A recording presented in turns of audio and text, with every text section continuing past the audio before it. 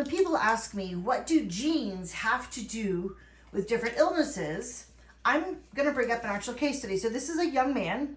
He has autism, been diagnosed with autism, and he's been diagnosed with epilepsy.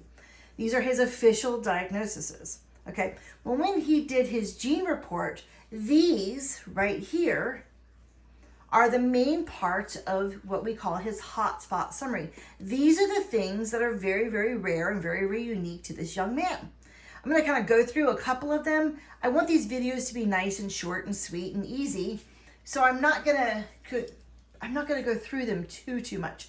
But let's start with, he has SHANK3. He has CYP24A1. Now I'm going to kind of go through CYP24A1.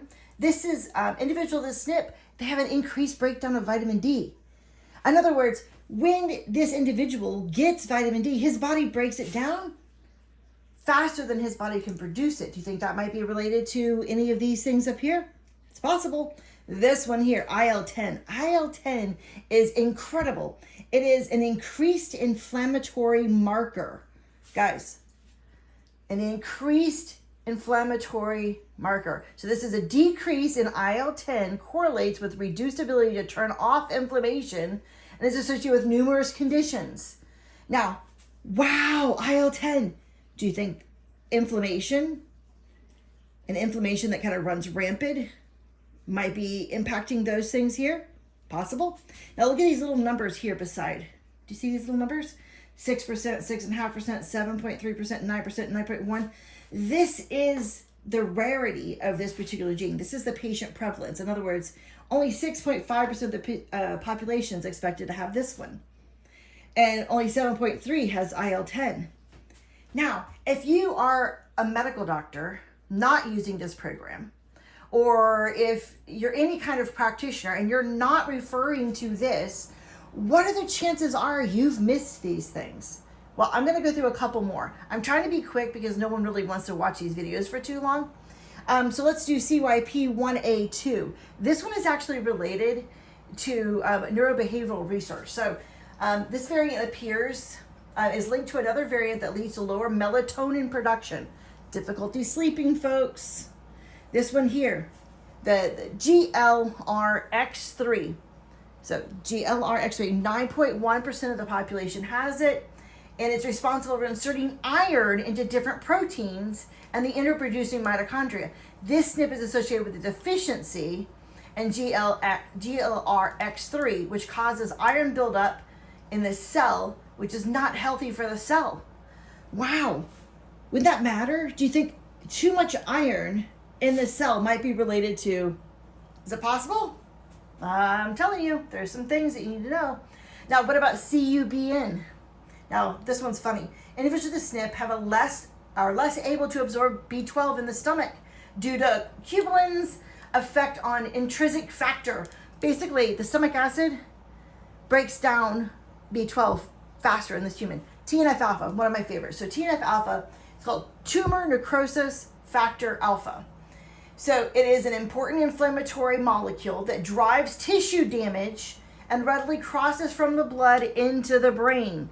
Okay, so let me kind of explain it to you in layman's terms. So this particular person, when they get inflammation, the inflammation is more likely to cross into the blood-brain barrier and more likely to cause tissue damage. Do you think TNF alpha might be related to any of these things up here? Possibly. And only 10% of the population has it. Now, all the things we check, every single one of them has something we can do about it. Some way that we can then go and help. All right, AOC1. Oops, I just knocked my camera. Sorry about that, folks. AOC1 is an enzyme needed to break down histamines.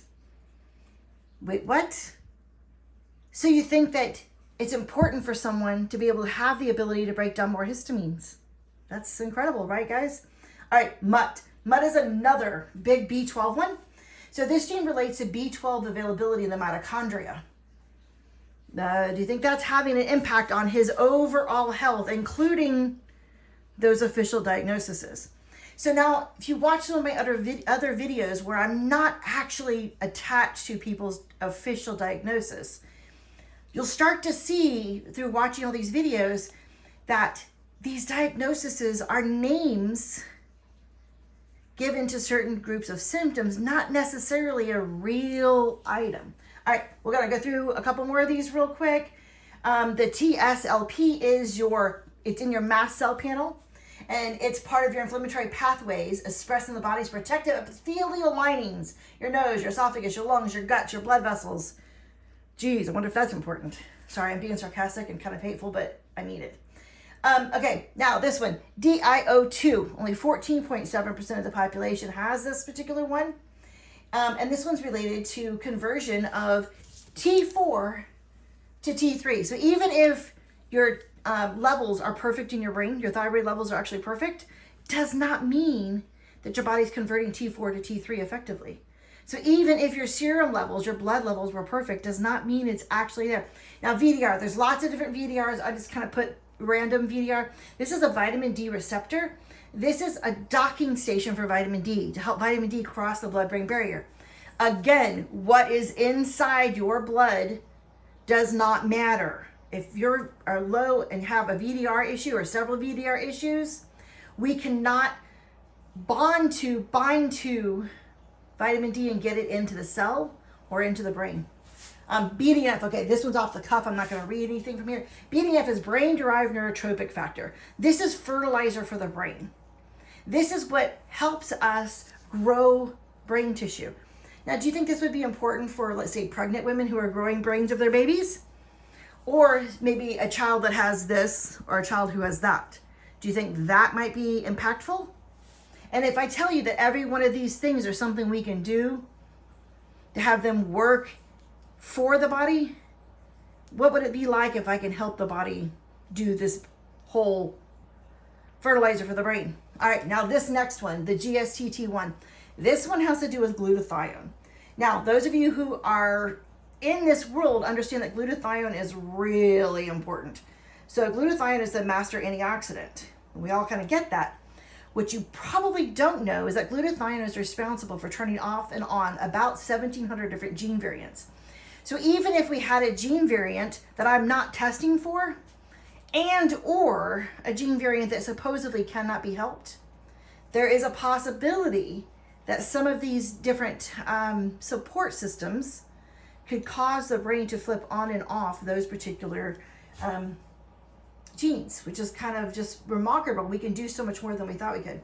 All right, so SLC19 A1, this one is funny. This is a reduced folate carrier. This is part of your methylfolate cycle. Everyone talks about MTHFR. I prefer to talk about MTHFD1 and then SCL19A1. So this one is actually the main carrier for folinic acid into the cell.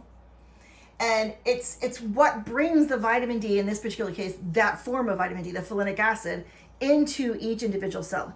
And it has a lot to do with your whole mitochondria, that whole process.